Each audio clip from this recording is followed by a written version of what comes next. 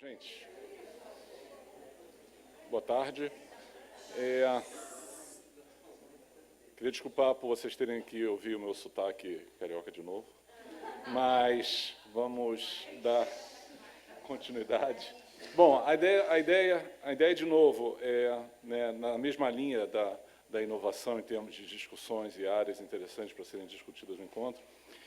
O histórico em relação a esse tema, Biotéria do Futuro, na verdade, eu tenho que reconhecer que quem solicitou essa palestra pela primeira vez foi um pessoal do Instituto Vital Brasil, no Rio. E eu não pude ir, e mandei a Isabel, que ela... Onde é que ela está? Está ali. E a Isabel preparou uma palestra, né, também nessa discussão, nessa visão do Biotéria do Futuro. Eu não vi um pouco da apresentação dela, mas depois eu achei interessante a ideia, o exercício que é a gente pensar como vai ser o Biotéria daqui a 20 anos. Né? Então, se vocês pararem agora, imagine como vai ser o setor de vocês daqui a 20 anos, seja a Márcia com os macacos, seja, né, quem mais estiver aqui. Como é que vai ser a estrutura, como é que vai ser a pesquisa, como é que vai ser tudo em relação ao seu local de trabalho, sua instalação animal daqui a 20 anos. Então, eu vejo isso como um exercício interessante. Então, na verdade, a gente ampliou essa pergunta, ampliou esse exercício em relação à discussão de como vai ser no futuro, não só para o Biotério, mas no Biotério no Brasil, né? Então, eu coloquei no mundo, no Brasil, em relação ao bem-estar, em relação ao processo científico, e é uma palestra também que ela pode ser, a gente pode ter temas, ideias incluídas nela a qualquer momento, e foi o que aconteceu. Né? Tem pelo menos uns 2 pontos aqui, eu acho que elas não estavam presentes na última palestra, mas na discussão eu acabei incluindo agora, porque são, né, temas e são tendências que são colocadas durante a discussão. E isso é muito em função também, essa também palestra, eu acho que é importante também lembrar disso, é muito em função também de algumas viagens, principalmente uma viagem que eu fiz, que foi para o ALAS, né, foi para o encontro da Associação Americana de Ciência Animais de Laboratório. Eu posso colocar aqui de forma, para quem está começando, ou para quem já está nessa área, que trabalhar com ciência animais de laboratório e nunca ter ido para o encontro da Sociedade Americana de Ciência Animais de Laboratório é algo que não tem como funcionar. Então, aonde você estiver, qual a instituição que você estiver, faça isso todo ano solicite com uma justificativa que você precisa ir para o encontro da Sociedade Americana de Ciência Animais de Laboratório. Vai ser um divisor de águas em termos da sua visão dessa área, né, da ciência animais de laboratório, dos equipamentos e da indústria e da discussão. Os Estados Unidos é realmente um mundo à parte nessa área. Então, uma dica que eu deixo é essa, né? Ficar insistindo que, em algum momento, a universidade vai entender que existe essa necessidade, você não está indo simplesmente para turismo nos Estados Unidos, mas é algo que vai fazer realmente a diferença. Então, e dentro dessa linha, né, também, o que me motivou foi que, na última viagem, eu acabei criando um Facebook só para colocar tendências. A ideia era, o que eu achei interessante, né, nesse último encontro, então, no Facebook, eu acho que é CAMB, o UFRJ, alguma coisa, que é a coordenação, da nossa coordenação que a gente tem na UFRJ, e ali eu comecei a colocar, e já tem um bom tempo que eu não coloco nada, mas comecei a colocar as tendências interessantes que eu encontrei nessa viagem, né, durante o encontro do ALAS. Então, o primeiro exercício a gente vai ter experimentação animal daqui a 20 anos? Né? A primeira pergunta seria essa, né? Teremos experimentação animal? E eu sempre lembro da Vera Baumas, que é uma veterinária holandesa, que já esteve aqui no Brasil algumas vezes, e ela falou exatamente isso para a gente. Né? Ela disse que se a experimentação for proibida, hoje, completamente proibida, a gente vai entrar num problema sério de desenvolvimento, de dificuldades em desenvolver e responder uma série de perguntas, mas ela coloca que em 20 anos a gente vai encontrar, a necessidade vai fazer com que a gente gere métodos alternativos para responder todas as nossas perguntas. Se isso é verdade ou não, se é possível ou não a gente entender, por exemplo, a função dos 20 mil genes do camundongo sem usar camundongos nocaute, ou desenvolver um tratamento de células-tronco para a medula sem testar isso antes em animais. Tem uma série de áreas que, né, a gente talvez possa considerar que é impossível, realmente seja impossível a gente desenvolver alguma coisa sem animais. Mas é uma discussão. Né? Então, a ideia hoje não é dar respostas, mas simplesmente gerar perguntas, e depois a gente vai ter uma mesa aqui para tentar responder, né, algumas dessas perguntas. Outro ponto que, né, eu coloco de forma interessante, esse gráfico também não existe, mas é um gráfico que que foi inventado para, né, demonstrar esse ponto. Aqui a gente tem a evolução da ciência, e aqui a gente tem a evolução da ciência no mais laboratório. Então, é algo que, né, eu tenho reparado isso, principalmente aqui no Brasil. Isso aqui pode dizer que, né, para o Brasil esse gráfico seja mais pertinente do que para os Estados Unidos ou para outro país. Mas a gente vê os equipamentos, a gente vê a tecnologia nos laboratórios evoluindo de forma progressiva durante os últimos, né, 50 anos. Se a gente pensar em PCRs, e pensar em tomografias, e pensar em vários equipamentos que a gente encontra no laboratório para diagnóstico e para pesquisa.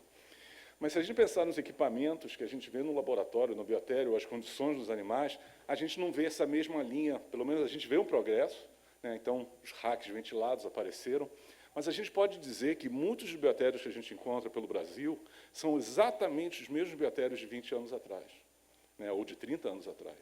E os animais são exatamente os mesmos, né? Qual exatamente foi a evolução de alguns biotérios nos últimos 20 anos? Então, se a gente entrasse numa máquina do tempo, fosse 20 anos atrás, e perguntasse como vai ser esse biotério daqui a 20 anos, né? Em muitos casos, é o mesmo biotério, é a mesma caixa, é a mesma grade, é a mesma ração. Então, em muitos casos, não houve evolução, não houve desenvolvimento em animais de laboratório. Em outros casos, sim, né, tem uns racks ventilados, mas os animais são os mesmos. O ISTA, o C57 Black, o suíço, são os mesmos, com os mesmos patógenos e tudo mais. Então, a evolução realmente não aconteceu muito. E a pergunta é, como vai ser essa evolução daqui aos próximos 20 anos? Será que essa curva daqui ela vai se acentuar e vai crescer na mesma medida que a ciência, de forma geral? O primeiro ponto foi colocado já, né, biotério versus vivário. Não sei, coloco de novo como uma pergunta, será que a gente deve continuar a usar esse termo biotério, passar a usar vivário ou algum outro termo, instalação animal? Eu não gosto desse termo, é um termo que, né, já está com um ranço, já tem uma situação já de sempre sinônimo de problema. Biotério é sinônimo de problema nas instituições e é sinônimo de problema também nas instituições federais, governamentais, que sabem que anos e anos e anos a gente coloca dinheiro em biotérios e continua sempre com problema, sempre com problema. Então, de repente, a gente pode pensar em uma questão mais de marketing e mudar para a ciência de animais de laboratório, ciência da modelagem animal, e vivário, instalação animal, algum outro termo. O número de caixas que a gente tem nessa área no Brasil e no mundo. Então, de novo, nessa viagem aos Estados Unidos, eu tentei pesquisar quantas caixas, né, essas caixinhas aqui, de camundongo e rato, o hamster, o coelho, né, que a gente tem sendo utilizados para pesquisa e para produção. Então, nesse número no Brasil, ele é difícil, mas nos Estados Unidos também foi difícil encontrar, né, conseguir, porque eles usam muito o número de caixas como uma forma de você dizer o tamanho de um biotério, o tamanho de uma universidade, da pesquisa de uma universidade. Por exemplo, na Colômbia são 30 mil caixas de camundongo e ratos, né, principalmente camundongo.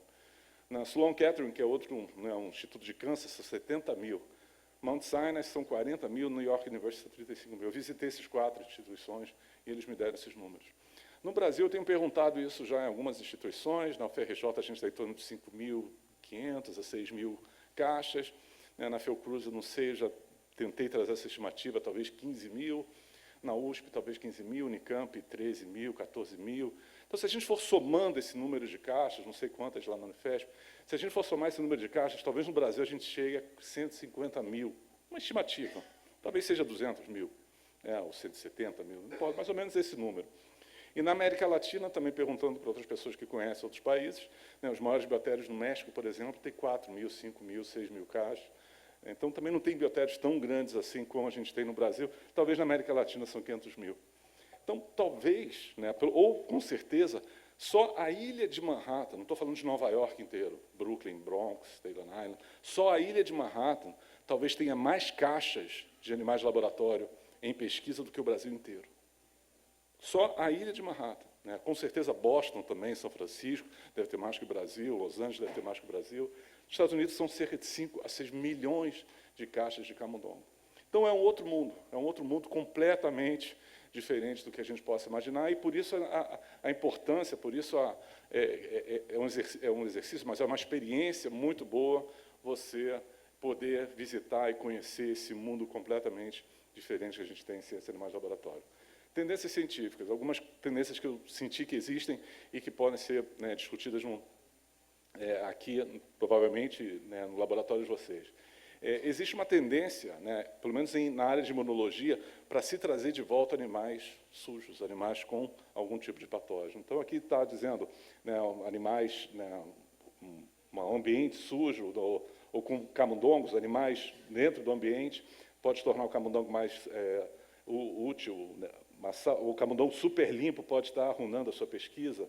Envie os germes de volta, alguma coisa assim. Né? O animal sujo pode salvar a pesquisa, né? O camundongo sujo pode salvar a pesquisa do animal. Então, é talvez algo muito específico para algumas áreas. Obviamente, não é a ideia de, né, acabar com os animais SPF, mas é uma crítica que a gente deve escutar. Né? É uma ideia, uma posição que a gente deve entender o porquê, né, de algumas áreas estarem precisando ou pensando em, né, de alguma forma possivelmente controlada, né, ter animais não necessariamente SPF para se trabalhar. Que a gente tem essa coisa do SPF, SPF, e talvez a gente entrou nessa onda sem, né, pensar que existem talvez outras possibilidades. A ciência é algo que muda a todo momento. A gente decide uma coisa, a gente encontra um caminho, depois a gente, né, revê, e pode ser que aquele caminho não seja o único caminho possível ou necessário. E agora, né, como foi falado, será que a gente vai ter os camundongos SMF, né, com uma flora intestinal, né, microbiana específica? Então, esse tema foi tratado também, como, né, foi colocado já em relação ao futuro, como vai ser isso. Isso eu acabei incluindo, né, desde a última palestra, porque eu acho que é interessante que a gente sempre fala que camundongos e ratos são os animais mais utilizados, mas nesse dado da Inglaterra de 2016 já mostra o peixe ultrapassando o rato. Então, parece que é uma tendência, e foi discutido na última vez que eu fiz essa palestra aqui na USP, e eles me relataram, Marcelo, existe realmente, né, todo mundo concordou que existe uma tendência à diminuição do número de ratos sendo utilizados, pelo menos na USP, e a gente tem observado isso talvez em algumas outras instituições também. Então, o rato parece estar sendo menos utilizado, e, né, o peixe-zebra é um que está em evidência agora, e cada vez mais tem gente, né, falando sobre essa espécie, e talvez ela ocupe, né, ou já, nesse dado daqui, está ocupando já o espaço do rato. Como vai ser daqui a 20 anos, né, se o peixe-zebra vai ocupar também o espaço do camundongo, né, fica uma pergunta também para ser discutida. Aqui há tendências no uso de animais de forma geral, especialmente de camundongo, o aumento da Inglaterra, né, nos anos, né, 70, depois houve essa diminuição, mas agora está havendo um aumento também, mas principalmente nos animais geneticamente modificados, né, nos dois grupos de animais geneticamente modificados, e é o que parece realmente a tendência. Cada vez mais a gente vai utilizar animais geneticamente modificados, e no futuro, né, se serão só os geneticamente modificados seu controle, também fica uma pergunta para ser feita.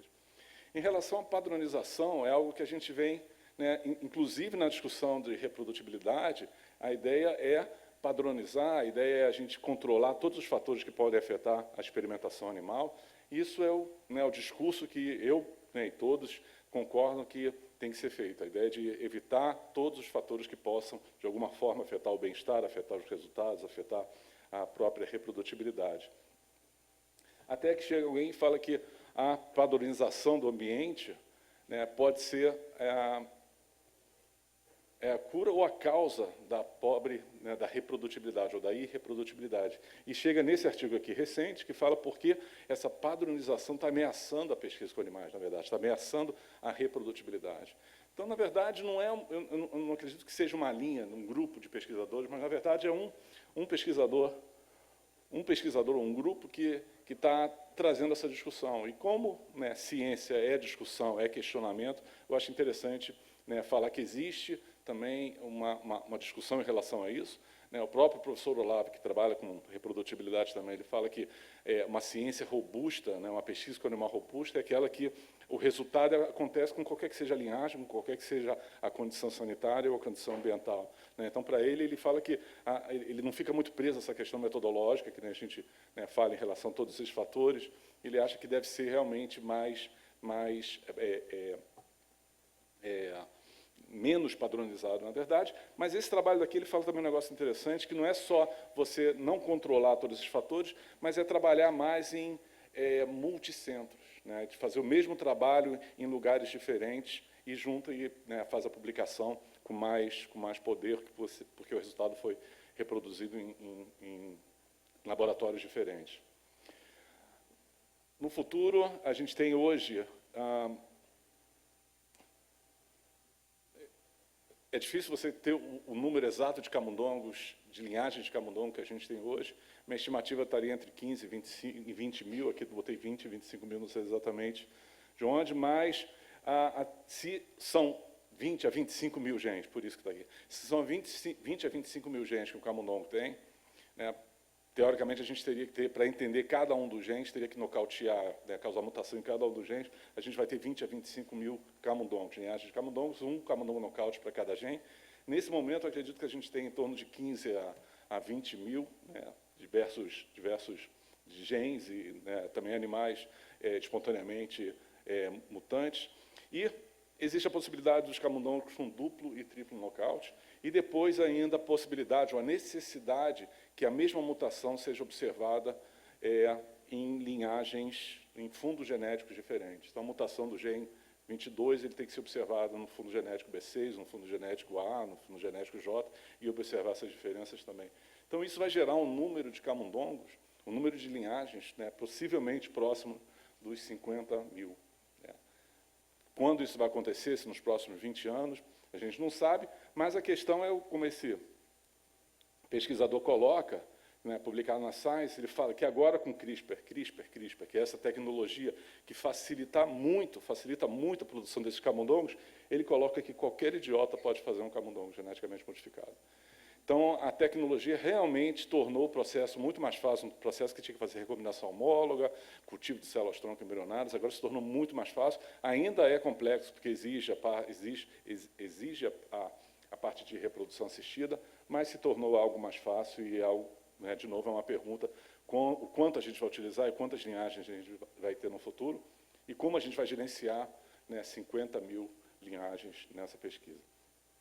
Em relação à pesquisa translacional, né, é conhecido esse Vale da Morte, né, onde aqui a gente tem a pesquisa básica e aqui o hospital, a gente está dentro de um hospital, então é o clássico da necessidade da pesquisa, né, da atividade clínica, necessita da atividade básica, mas a questão é por que, né, 90%, 95% das pesquisas, dos resultados, caem nesse Vale da Morte e não conseguem passar para a atividade clínica, que é o que a gente chama da pesquisa translacional. Quais são as causas? A gente discute as causas, própria em relação ao uso de animais, mas como vai ser daqui a 20 anos? Essa vale vai continuar, vai aumentar, vai diminuir? O que a gente está fazendo para diminuir? E não só em relação diretamente para o trabalho clínico, mas tem a pesquisa, tem a transferência dessa tecnologia para a indústria lapidar esse conhecimento e levar para a parte clínica. Então, existe também essa possibilidade de ter dois vales, mas, na verdade, a gente pode incluir isso aqui num só, e a pergunta é como fica isso daqui a 20 anos. Em relação à estrutura física, tem alguns pontos interessantes. Essa máquina daqui é um túnel, e nessa viagem para os Estados Unidos, na Universidade de Columbia, eles estavam reformando um biotério, e nesse biotério, para animais SPF, um biotério de experimentação, corredores de vários, não tinha autoclave. Eu perguntei como não tem autoclave, ele falou que não tem autoclave porque eles não precisam de autoclave quando você passa as caixas numa máquina de lavar e a temperatura do rinse final vai a 80 graus Celsius. Com 80 graus Celsius, né, trabalhos mostram, a ciência, animais de laboratório, mostra que com 80 graus Celsius você mata todos os patógenos de interesse para a área de animais de laboratório.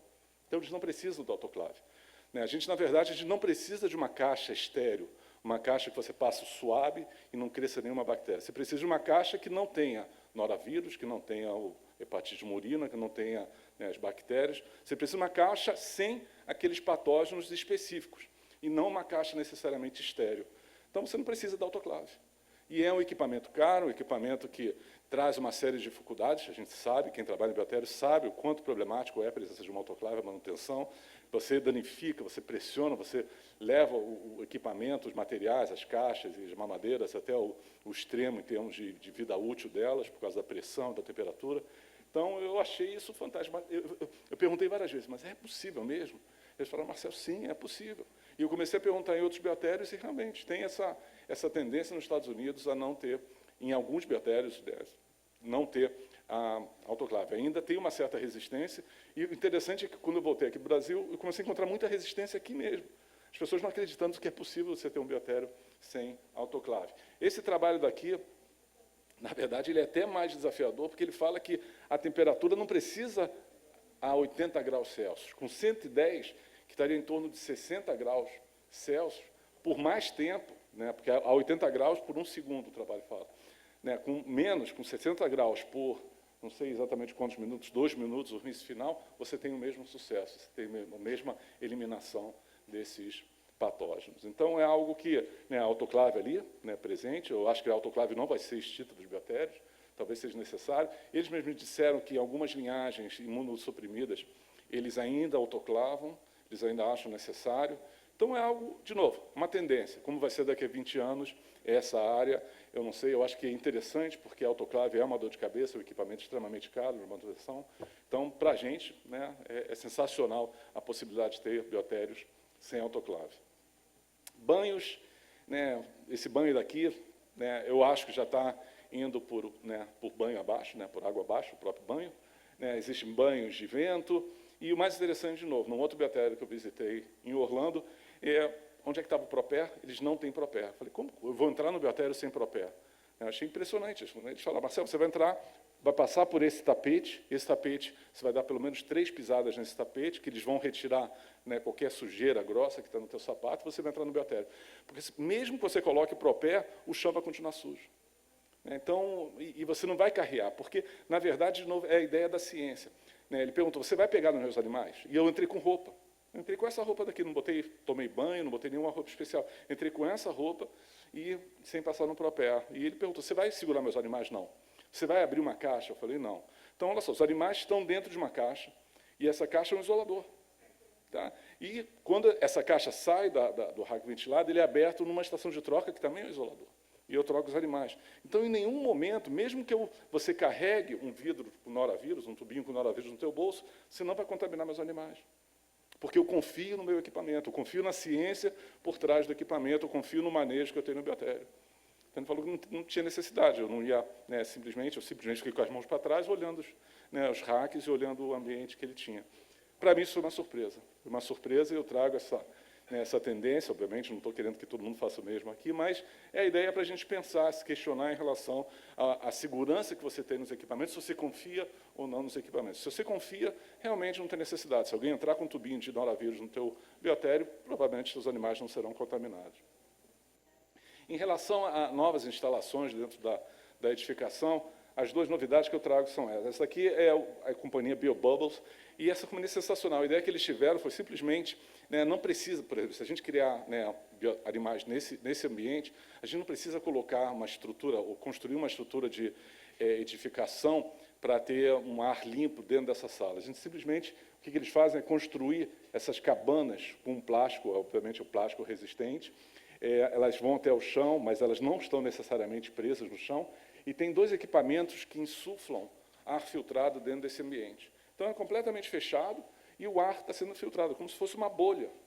É uma bolha, e o chão é o mesmo chão, mas esse ambiente daqui não é um ambiente necessariamente com ar, né, tratado, como a gente conhece. E o outro é o biomódulo, que é um novo conceito também de biotérios, na verdade, é quase que um equipamento, mas é baseado na ideia de você poder manter animais não em containers, mas nesses módulos habitacionais, né, exatamente como, né, pelo menos o que a gente tem na FRJ, é exatamente da mesma empresa do que pegou fogo, né, no Flamengo. Né, a gente tem 6 módulos que foram unificados e unidos.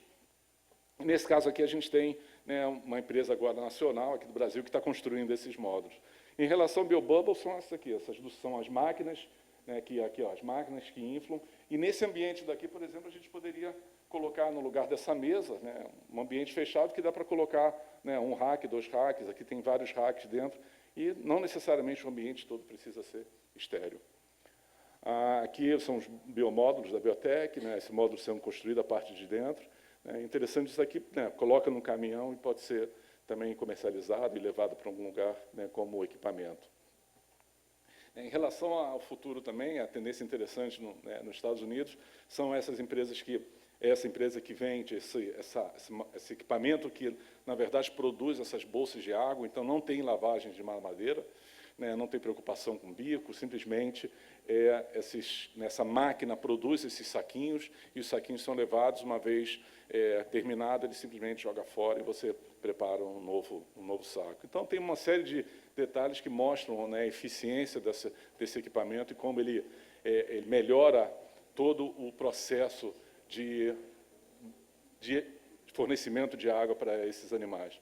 Então, aqui tem mostrando, né, o equipamento, os saquinhos, e como os animais usam esse saquinho. Em relação a como vai ser, o quanto de robótica a gente vai ter no biotério do futuro. Aqui eu mostro, primeiro, esse é um biotério no Mount Sinai, né, um dos biotérios que eu visitei, e é uma máquina que retira 4 caixas, né, da máquina de lavar em túnel, né, então esse robô vai tirar as caixas, aqui ela vai raspar, ele vai bater as caixas aqui, o robô vai raspar as caixas aqui e vai colocar as caixas, na verdade, isso daqui não está saindo, isso aqui veio de carrinho, está pegando essas caixas, e vai colocar na máquina de lavar caixas. Aqui vai ser lavar, bateu, agora vai raspar,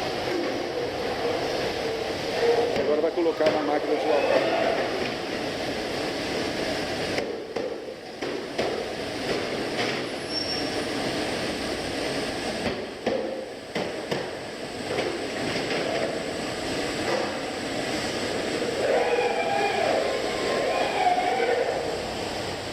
Vai, pega mais 4 caixas e vai fazer o mesmo processo.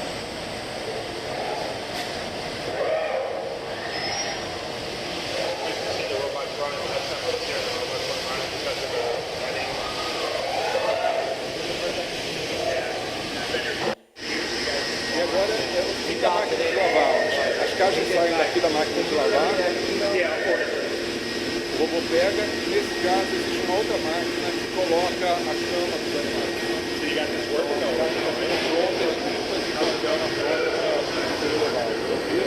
Tem que ver a máquina que dispensa e já empilha.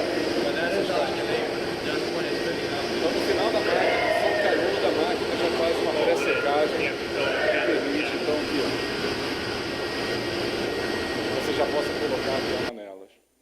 Em relação ao monitoramento sanitário, é interessante, né? Eu acho que talvez o mais moderno que existe hoje são esses hematípicos, que, na verdade, dá para ver aqui, como se fosse um cotonete, né? Isso é fornecido pela Charles River, e você simplesmente coloca uma gota de sangue, né? E tem também o Easy Spot, que seria na mesma ideia, e você manda pelo correio comum, né? Uma gota de sangue, não precisa refrigerar, né? Tem uma vida útil boa, e você manda para os Estados Unidos e eles fazem uma série de análises baseada numa gotinha.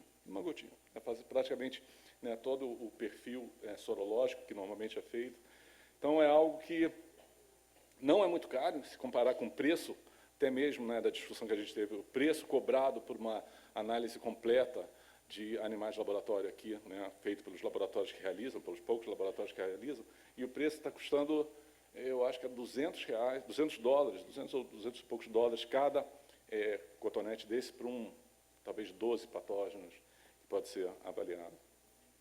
Em relação ao bem-estar animal, uma pergunta interessante, a gente tem essas caixas abertas, as caixas fechadas, os racks, eu tenho sempre colocado, quanto tempo essas caixas vão continuar sendo permitidas? Né? No futuro, daqui a 20 anos, né, a gente ainda vai ter biotérios, animais, laboratório dentro dessas caixas, então, né, tem a discussão sobre a amônia, né, o contato que esses animais têm com a amônia, o grande motivo, né, dos racks ventilados foi a eliminação, foi essa circulação de ar dentro da caixa. Então, essas caixas abertas serão permitidas no futuro, somente caixas, né, racks ventilados serão permitidos. Então, fica também uma pergunta. Em relação ao espaço, a gente vai ter mais espaço ou a gente vai ter menos espaços nos racks? Qual a tendência? De aumentar o espaço das caixas ou diminuir o espaço das caixas? Então, a gente tem caixas, por exemplo, né, que aumentaram ao extremo o tamanho, né, uma caixa com 2 andares, e a gente tem aqui também outras opções de novo, criatividade na hora de você aumentar o espaço, criando uma plataforma. Eu comentei sobre isso aqui, na verdade, né, porque isso aqui não só aumenta o espaço, cria plataforma, que é também um enriquecimento que os animais gostam, mas em caso de vazamento de mamadeira, os animais sobrevivem por, né, permanecerem nesse espaço. O enriquecimento será obrigatório ou não? Então, uma discussão também, o quanto obrigatório e como vai ser. a monitoramento individual nesses racks, né, ventilados. Então, aqui a gente tem já racks que fazem o nível de água, temperatura, umidade e comportamento, né, tem várias empresas que já estão trabalhando nesse sentido. Essa aqui é uma empresa que faz esse tipo de equipamento. Aqui estão os racks, e você consegue até mesmo registrar esses dados. Tem esse vídeo que mostra rapidamente isso de um minuto só. Então, tem, né, os racks aqui.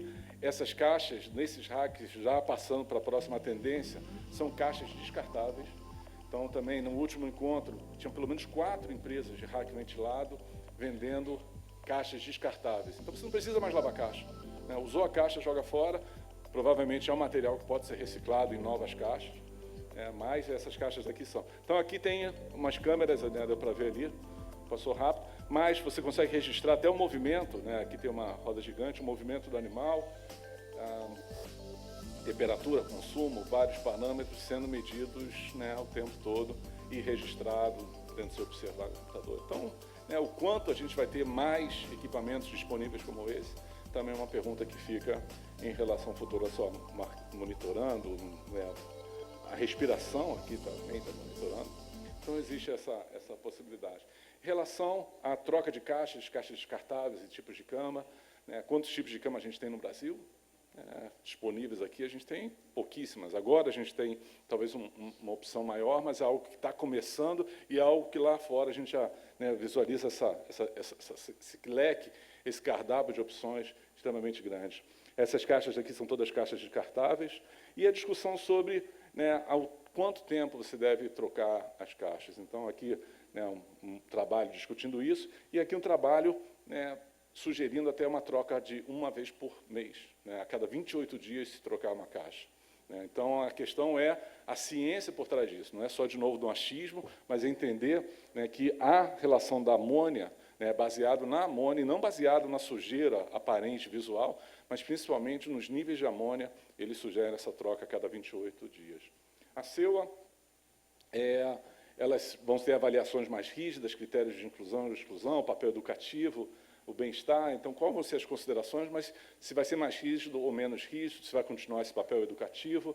Né? A CEUA tem um papel fundamental na reprodutibilidade, em todos esses itens, e isso vai ser cobrado mais das CEUAs. Coloca essa discussão sobre critérios de inclusão e exclusão. O critério de inclusão e exclusão vem da pesquisa com seres humanos, e aqui a ideia é se isso vai ser, poderia ser aplicado à pesquisa com animais. O exemplo que a gente tem são os critérios de inclusão. Nesse estudo, são homens de 25 anos, moradores de São Paulo, jornada de segunda a sexta. E o de exclusão são quais são as condições que retiram essas pessoas que entraram para o estudo. Então, a gente tem obesos, portadores de imunodeficiência. Então, esses seriam os critérios que retirariam qualquer um desses homens desse experimento. No nosso caso, a gente tem inclusão, são vários que a gente considera, mas uma vez chegando esses animais, né, obedecendo essas características de inclusão, né, quais são as características, ou quais são as condições desses animais que retirariam eles do estudo? Simplesmente a gente não tem. Né? Se os animais vieram com 4 patinhas, olhos abertos, respirando, ele vai entrar no estudo. Não existe nada que a gente tenha, ninguém considera condições que faz com que eles, né, não participem do estudo. E a pergunta é exatamente quais seriam essas condições. Então, né, a proposta da discussão em relação a isso, né, seria perguntar, por exemplo, na comissão de ética, se a presença de ectoparasitas, de endoparasitas, né, pode interferir no estudo. Então, a soropositividade para hepatite do murina pode interferir no estudo? Sim ou não? Sim ou não? A presença de noravírus pode interferir nos estudos de parvovírus, Sendai, adenovírus, micoplasma, pastorela? Então, são perguntas, são patógenos gerais. Na verdade, isso aqui é mais uma provocação para que o pesquisador, né, responda a isso e decida se vai interferir ou não vai. Se ele responder sim a essas perguntas, né, a próxima pergunta vai ser o que ele fez para garantir que esses animais não tenham noravírus. Porque ele falou que o noravírus pode interferir. Então, a pergunta vai ser, teu animal tem noravírus? Ele vai responder, tem. Então, se ele está dizendo que interfere, ele vai usar o animal com noravírus? Ou se ele não sabe que seu animal tem noravírus, também é um problema. Então, na verdade, é para criar um problema. Né? É para criar discussão, para trazer a discussão em relação a esses animais. A gente vai provocar e perguntar, teu animal pode ter esses patógenos? Ele vai falar que não pode ter, e a gente vai ter que provar, ou demonstrar, ou ele vai ter que exigir. Então, vai se criar uma discussão, e o objetivo é esse, com esses critérios de exclusão. Em relação à educação, A ciência de animais é uma ciência básica, fundamental para as outras ciências, né? Se vai continuar, se vai aumentar, a tendência é que isso aconteça. Ela deve ser ensinada como ciência, né? Deve estar presente de forma obrigatória nos cursos de medicina veterinária, devido aos RTs, mas, obviamente, nos outros. Deve ser exigido para trabalhar com animais, como são exigidos em outras áreas.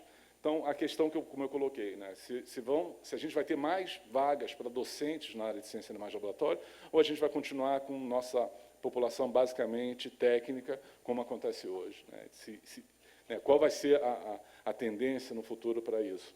E a ideia de incentivo para a pesquisa em ciência de animais de laboratório, como foi colocado também anteriormente, se a gente vai ter mais ciência ou não. Em relação, esse é o último, eu acho, em relação à política nacional para a produção de animais no Brasil, é uma área estratégica para o Brasil? A política de animais de laboratório, o uso de animais de laboratório é uma área estratégica para o Brasil? E aí entram algumas perguntas que a gente deve responder e deve agir em função dessas respostas. É função da universidade produzir animais para pesquisa? Porque cada universidade produz seus animais aqui. A gente tem, provavelmente, 150 colônias de C57 Black sendo utilizados em pesquisa. Cada um cria o seu. Em algumas instituições, a gente tem 5, 6, 7 colônias diferentes. Cada um produz o seu C57 Black 6. É isso que a gente quer, essa ciência que a gente quer no Brasil? Então, quantas colônias tem de B6 no Brasil? 100, 150, deve manter assim? FINEP, BNDES, CNPq deve investir nas universidades públicas ou deve incentivar a iniciativa privada para a produção de animais de laboratório? Então, essa é uma pergunta também que a gente tem que responder, né? Então, não é nesse momento, mas, de repente, a gente pode colocar essa pergunta no debate. Mas a pergunta interessante é essa: se a gente pudesse reiniciar, formatar o Brasil em termos de ciência e animais de laboratório, em termos de produção de animais, se a gente pudesse, durante um ano, não ter mais animais no Brasil e discutir e reformatar todo o processo, a gente faria exatamente como a gente tem hoje, né, de cada universidade produzindo o seu animal de laboratório? Ou a gente faria de forma diferente? Se a resposta for a mesma coisa, então a gente instala os mesmos programas e mantém exatamente como está hoje. Mas se a resposta não, a gente tem que mudar o sistema, a gente tem que mudar o sistema operacional e instalar novos programas. Então, a gente tem que pensar em como fazer isso com o carro andando, né? Como fazer essa mudança com o sistema do jeito que está. Se for para, né, a gente precisa de pelo menos 2, 3 biotérios particulares, biotérios comerciais, fornecendo, né, o mesmo animal para todas as instituições, a gente tem que fazer alguma coisa, a gente tem que propor isso, tem que parar e trabalhar. Se for para continuar do jeito que está, então a gente continua do jeito que está. Né? Mas é importante ter essa discussão e pensar como vai ser a produção de animais daqui a 20 anos. Então, 20 anos, a gente vai ter, de novo, cada instituição produzindo seu animal e o que faríamos diferente. Então, a ideia, basicamente, era essa, jogar essa série de perguntas, né? Olhar já colocando aqui o vivário, no futuro da ciência e modelagem animal. Então, aqui estão, basicamente, essas aqui são todas as perguntas, mais ou menos, o resumo das perguntas. Então, Luciana, cadê o que a gente faz? A gente chama mesa e... Então, a ideia agora é conversar sobre, né, essas perguntas. Eu acho que a Catarina e a Cláudia vão já responder algumas delas, alguma coisa assim.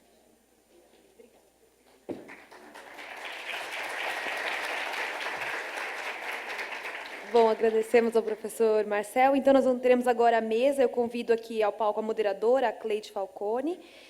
Convido também a Cláudia Madalena Cabreira Mori. Ela é professora doutora do Departamento de Patologia da Faculdade de Medicina Veterinária da USP. Convido também, novamente, a Ekaterina Rivera e o professor Marcel também para compor a mesa.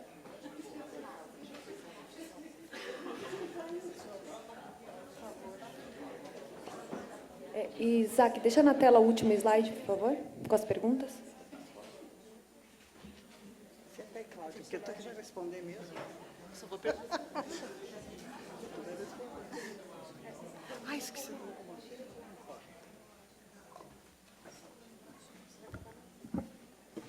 Gente, olha, a gente já passou do horário e a gente tem todos esses pontos levantados, que foram levantados com a palestra do Marcel. Então, eu gostaria de pedir para, quando vocês forem fazer alguma pergunta, para serem breves, porque a ideia é a gente discutir a maior parte dos pontos que foram levantados, tá bom? Eu vou passar, então, a palavra para a Ekaterina e para você. Não, eu queria colocar antes, porque, na verdade, nós falamos muito de reprodutibilidade. E uma das questões que nós temos que levar em consideração é a questão da plasticidade fenotípica, que é a primeira regra básica da biologia.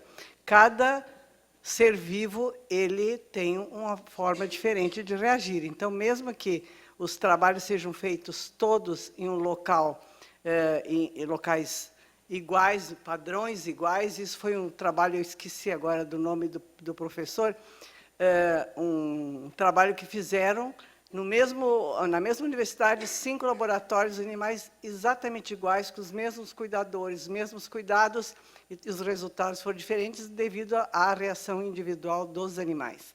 Então, era uma coisa que eu queria deixar colocada na questão da reprodutibilidade e lembrar que a reprodutibilidade ela engloba 3 questões.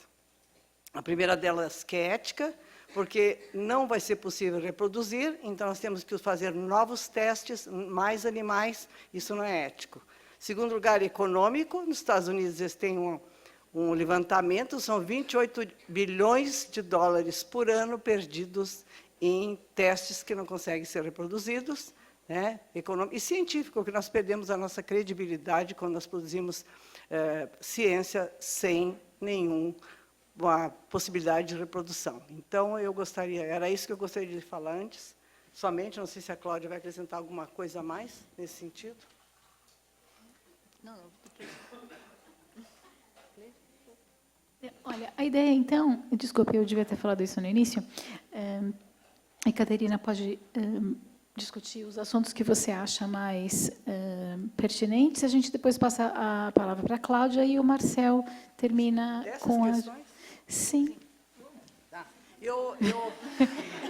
A gente pega a gente no laço, como diz lá no Sul, e aí a gente tem que me falar sobre a reprodutibilidade. Agora me põe essas 40 perguntas aqui. Olhe meu bem-estar, porque não é só dos animais, o meu bem-estar. Pois um pouquinho de desafio, Caterina, um pouquinho de desafio Não, faz bem. Não, nessa linha, Catarina, o que você acha? Quando vai ser proibida a caixa aberta? Vai ser proibido um dia? Não, o que eu acho, eu queria falar... Qual é a pergunta que tu fizeste? A caixa? A caixa aberta vai ser proibida um dia? Eu não creio ainda, mas não. Eu participo muito do que a Marcel falou, da questão, porque, como eu falei hoje para vocês, o ALAC, ele tem flexibilidade. Nós trabalhamos com julgamento profissional e com flexibilidade nas questões. A Luísa discorda da gente, porque diz que aqui no Brasil é diferente. Mas eu concordo muito com o Marcel que nós não precisamos de autoclaves, tá? Se nós tivermos um bom manejo, uma lavadora dessas que são excelentes também. Então, eu particularmente sou do mesmo, que eu acho que o manejo vale muito mais do que um aparelho, alguma coisa, a forma como nós apresentamos. Também eu concordo com o Marcel na questão de entrar sem propé, sem nada. Então, na verdade, ele colocou muitas das questões, porque quando nós fazemos acreditação pelo ALAC, nós levamos isso em consideração. Nós já demos acreditação para biotérios que não têm autoclave, né? Marcel, que vão achar que eu estou vendendo a não, máquina de lavar. É que o Marcel colocou. Eu sou não representante, mas estou trazendo só a tendência que a gente observa. Olha só, eu não vendo por que máquina eu de sou lavar. contra? Eu tenho que dizer, agora meu nome foi citado, eu tenho direito de Eu uso resposta. o teu nome. O animal que entra dentro da caixa é o que me interessa. Nos Estados Unidos, a maioria dos vendedores tem certificação dos animais que eles entregam. Aqui no Brasil, não. Então, se a gente tirar a autoclavagem ou a esterilização do material, de qualquer que seja, que animais que nós vamos ter se, com tudo isso, a gente tem animais... Mas nós temos que péssimos. caminhar para esse caminho, de termos bons animais, isso sim. porque nós não podemos ficar No momento parados, que que agora tivesse- nos fazem. Então, que eu acho que temos que evoluir, né, Isso Luísa? aí, eu só completando, uma coisa ela está analisando sobre o ponto de vista hoje. É. Nós estamos discutindo um futuro. O futuro, é isso que eu futuro digo. tem presente, curto, médio e longo prazo. Não, aí realmente nós estamos discutindo o futuro.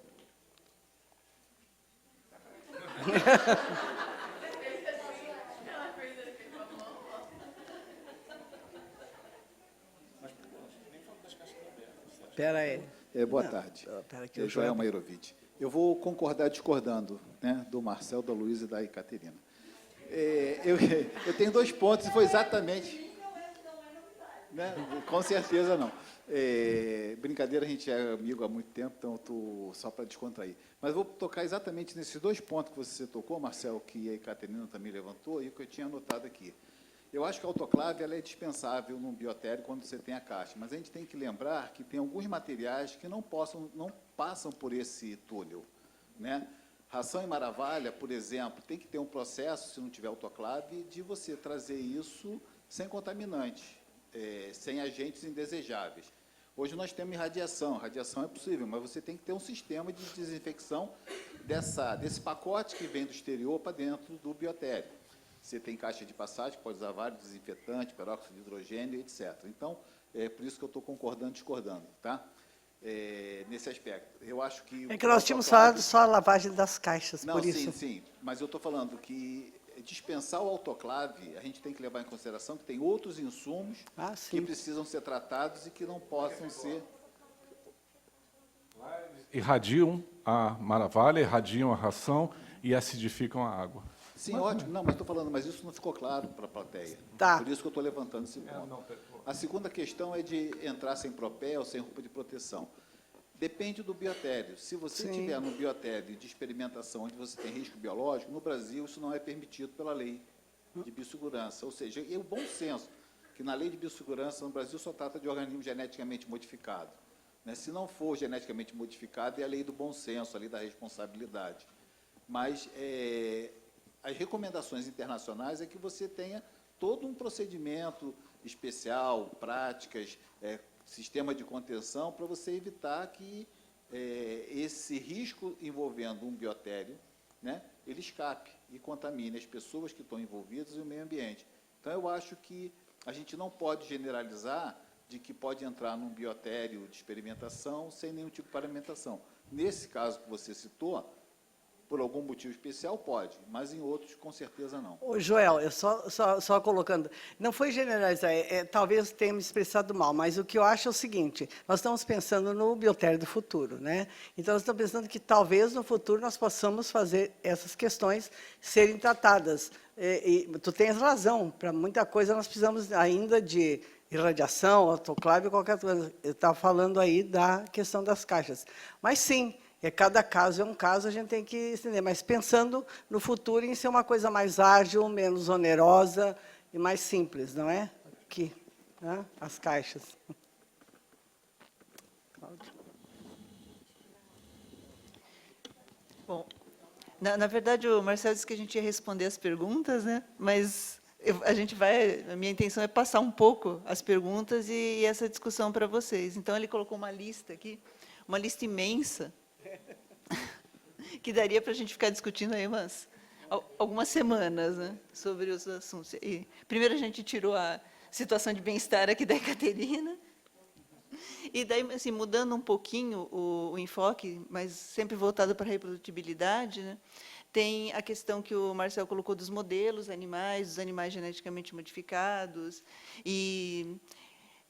assim, gostaria que vocês pensassem um pouquinho a respeito, acredito que a nossa vivência, né, principalmente as pessoas que trabalham em biotério, a gente acaba observando isso de uma outra forma.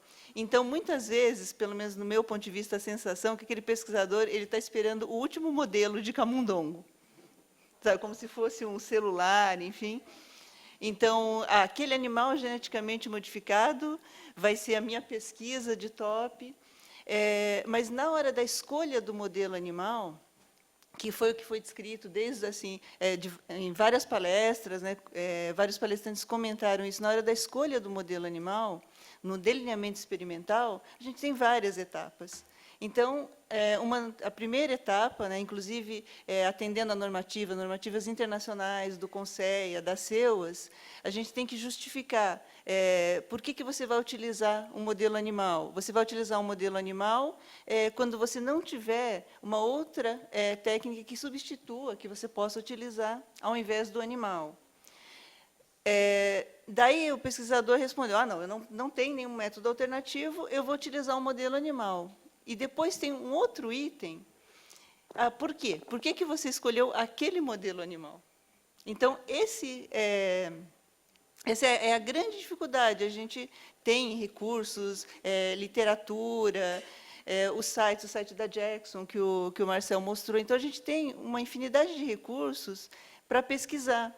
Mas acho que falta um pouco, né, talvez, sabe, esse desafio para o pesquisador. Ele realmente sabe por quê ele está usando aquele modelo animal? Será que é aquele modelo animal que realmente vai dar a resposta? Qual que é a pergunta? Então, para vocês pensarem e discutirem um pouquinho a respeito disso. E daí, fazendo um gancho, né, também referente às outras perguntas aqui, em relação o treinamento, a docência em animais de laboratório. Atualmente, né, eu sou professora da disciplina de animais de laboratório na Faculdade de Medicina Veterinária da USP, então nós temos poucos cursos aqui no Brasil com essa especialidade. E assim, e também completando logo a palestra da manhã da Ekaterina, essa nossa missão de formação, de treinamento, realmente não termina, né? Nunca termina. Então, assim, eu acho que é um grande privilégio. Aqui eu tenho vários dos meus alunos, dos meus orientados, que estão aqui na plateia, apresentaram e participaram dos cursos, tanto prático quanto agora no simpósio. Então, é o privilégio, a oportunidade de passar um pouco desse conhecimento e na formação. E a formação, realmente, ela é fundamental para a gente ter essa discussão. Então, eu queria, assim, realmente cutucar um pouquinho vocês. Eu sempre chego no meu laboratório para os meus alunos, né? Olha, eu li um artigo, e daí sempre a gente tem excelentes ideias, né? E sempre assim, é uma provocação mesmo para que realmente as pessoas comecem a questionar e a pesquisar.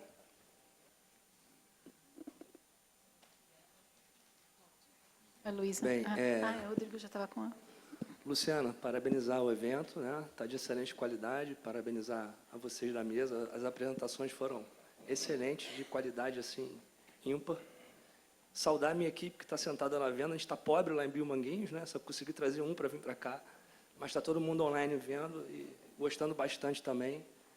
E eu tenho só uma pergunta que, na verdade, eu só vou falar do item 24, dos técnicos docentes. Eu acho que isso já deveria ser implementado nas universidades há muito tempo. Eu estou formado há 15 anos, nunca tinha visto um camundongo antes de entrar na área de animais de laboratório, né? Enfim, tive que me aperfeiçoar com o tempo. Mas a pergunta, na verdade, é se tem algum andamento, se tem alguma coisa referente ao SBK ou CONSEA. Como a gente sabe que os Estados Unidos já está há muito tempo vivendo os cursos de certificações de técnicos, veterinários e várias áreas. Se a gente tem alguma luz no fim do túnel, né? Porque a DBCA já colocou o treinamento como uma obrigatoriedade e tudo mais. Se a gente tem como certificar os profissionais, não vindo do Conselho Federal, mas sendo qualquer um, né? Porque a gente sabe que o pesquisador entra mesmo, a gente sabe que o treinamento em si, ontem eu até apresentei no curso, os gráficos de cada técnico nosso que inocula, a eficiência de cada um, como é que isso pode mudar dentro de um mesmo lote de produto, enfim, são várias coisas super importantes que podem alterar completamente a reprodutibilidade dos resultados. Então, se tem alguma coisa que está sendo feita nesse sentido para a gente poder profissionalizar, não na faculdade só os veterinários, né, mas todos aqueles que estão ali envolvidos na equipe técnica, de veterinário, de biólogo, de zootecnista, de qualquer um que esteja colocando a mão no animal hoje.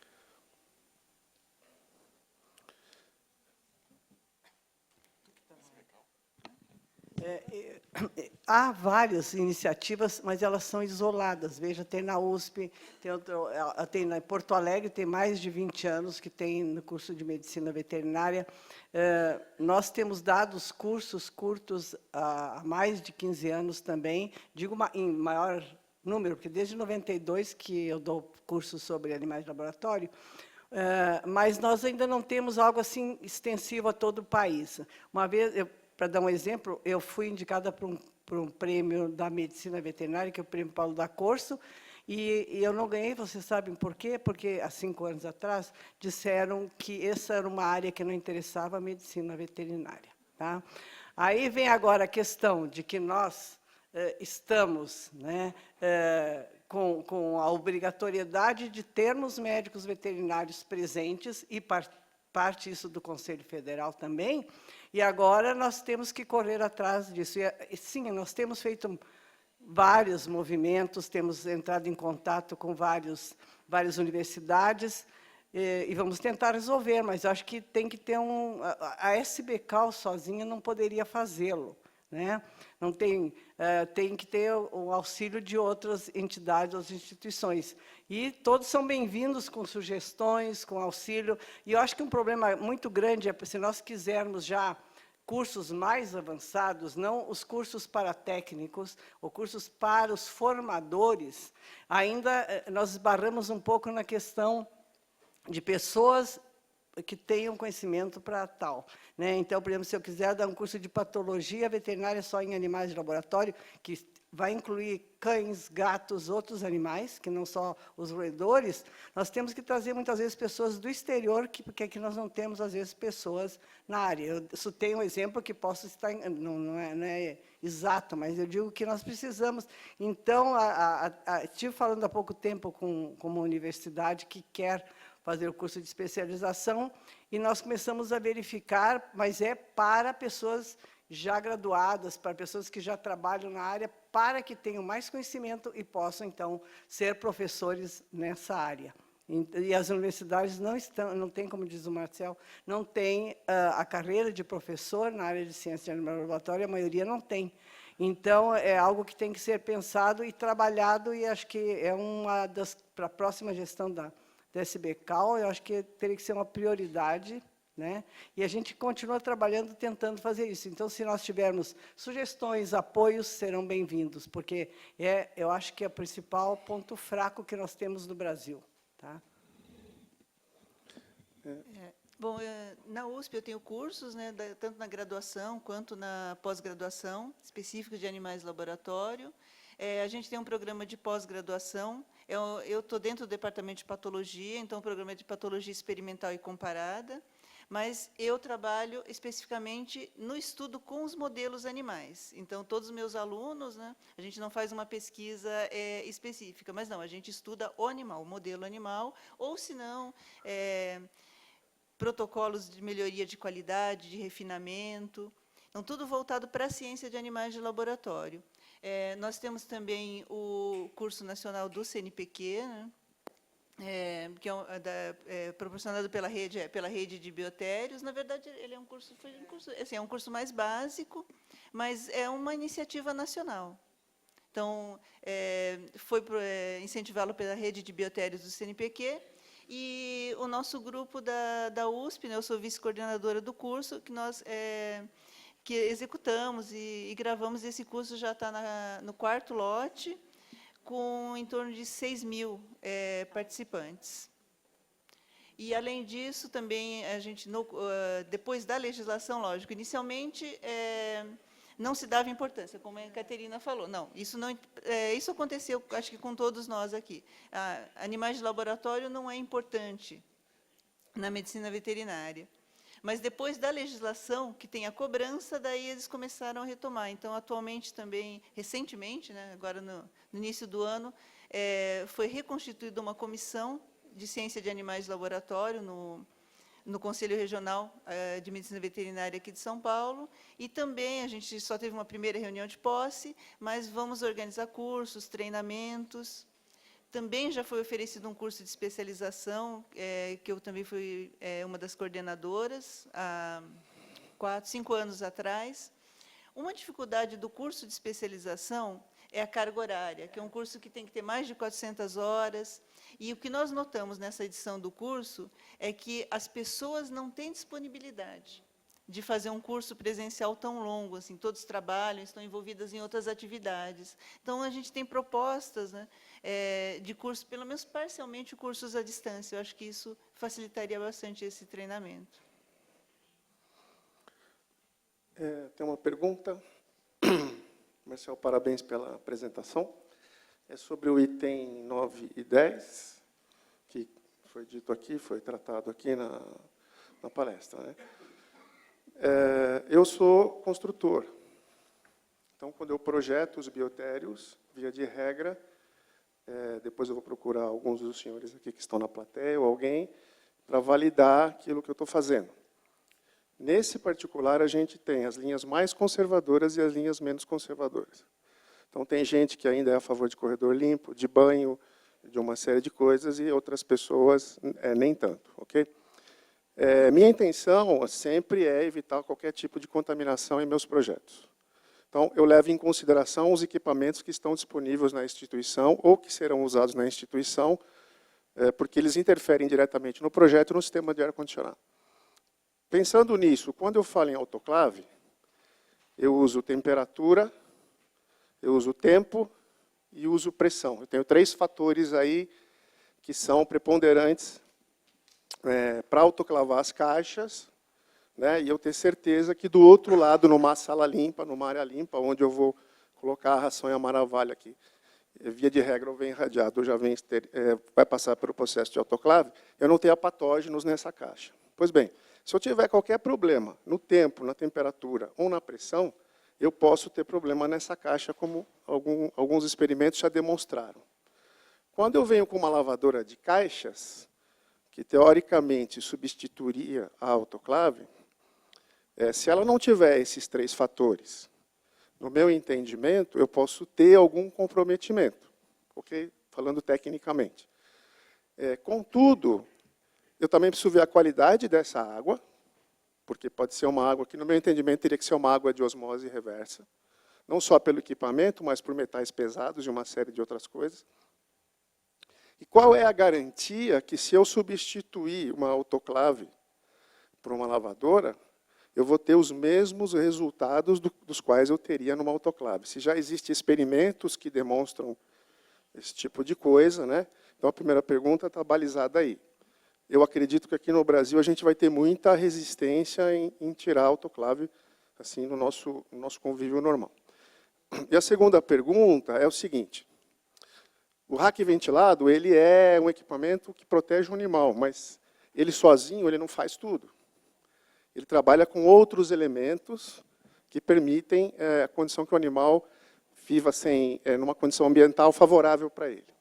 Então, assim, nós estamos falando em confiar 100% num equipamento, entrando numa sala sem qualquer paramentação, sem propé, onde você vem da rua, carrega um monte de patógeno, um monte de partículas viáveis e não viáveis, entra para o biotério do jeito que você está, mas se um filtro fura, aquilo que está em suspensão vai parar dentro da caixa.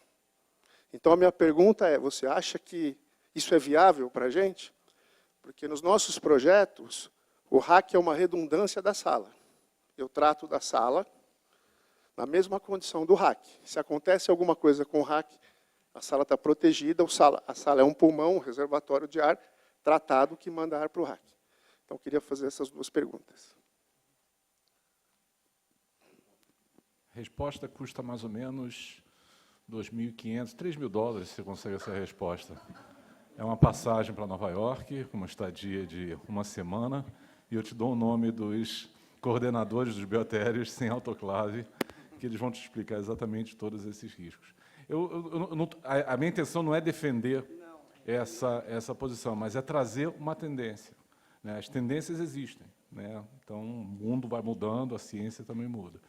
Cabe a gente ouvir, né, colocar, internalizar isso e discutir, pensar. Você pode levar patógeno, eu posso pisar no cocô de cachorro e aquele tapete não vai limpar, né, se eu tiver com fragmentos de fecais de cachorro. Né? Mas o que ele me falou, Marcel, o chão é sempre sujo. Mesmo colocando propé, o chão é sempre sujo.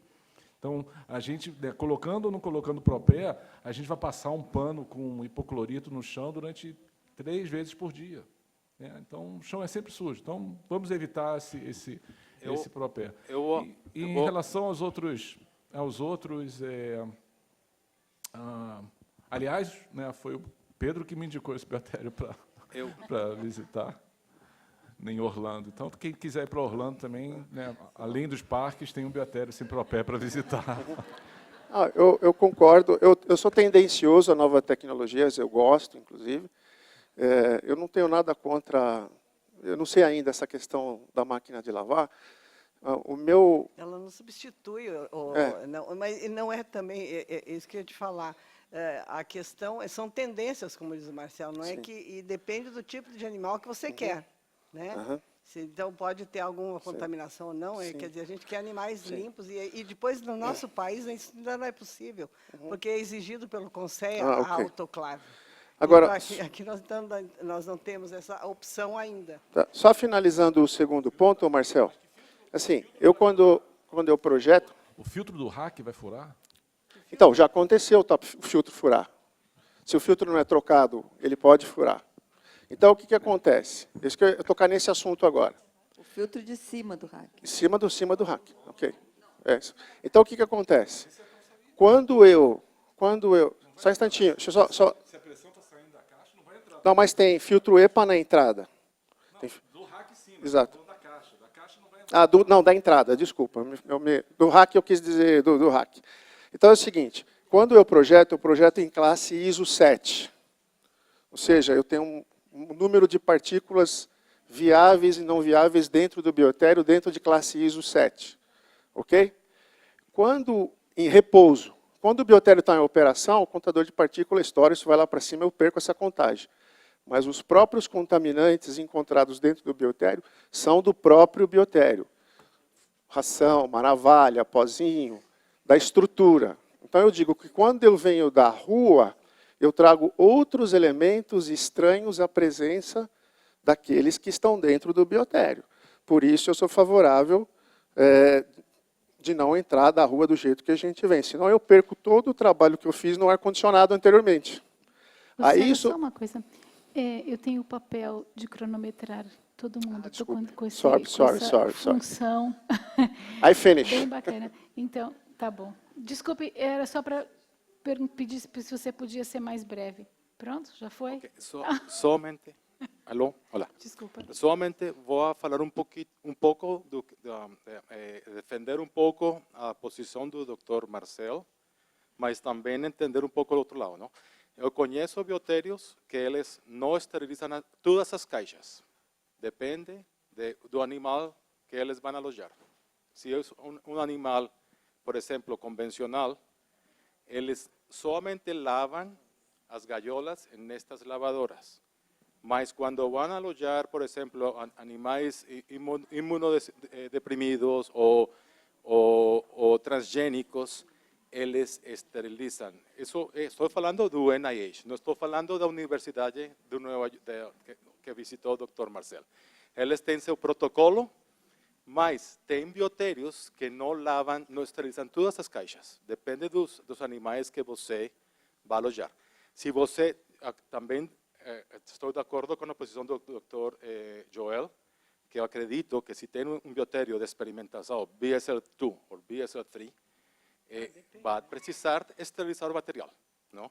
Então, também depende do nível de risco que você tem dentro do biotério. E congelação, como se fala, a roupa, paramentação. Eu he estado em biotérios que você não entra com roupa, mas você está de visita. Eles têm roupa de trabalho. Não tem que estar comprando a roupa que você troca todos os dias. Eles somente colocam Luvas. e cobre sapatos. E nada mais. De resto, é somente roupa de trabalho. Mas também depende de que equipamento tem nos hacks. Porque se os hacks são de pressão positiva, tem problema. Se o hack é negativo, congelação na sala, então não tem, não ter problema. Marcel tem uma colocação? Só um adendo rápido em relação ao biotério de 70 mil caixas, que eu achei interessante. São 70 mil caixas da Thorne, né? Eu acho que é uma empresa. 70 mil caixas da mesma empresa. E eles tinham muita, né, em todos os andares onde eles têm animais, eles tinham uma autoclave.